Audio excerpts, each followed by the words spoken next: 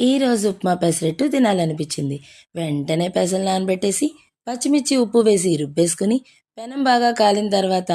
ఆనియన్‌తో ఆయిల్‌ని స్ప్రెడ్ చేసేసి, గరిటెతో పిండి తీసి పెనం మధ్యలో వేసి పల్చగా అట్టు నేర్పేసి,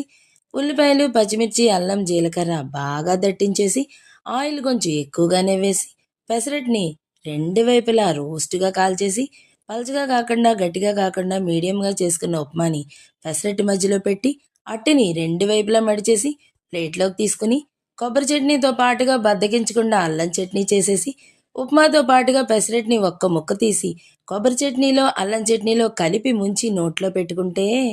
ఆ టేస్ట్ నీలి నింగిలో నిండు జాబిలి నేల దిగిరావే నన్నేల మరిచావే అన్నట్టుగా ఉంటుంది.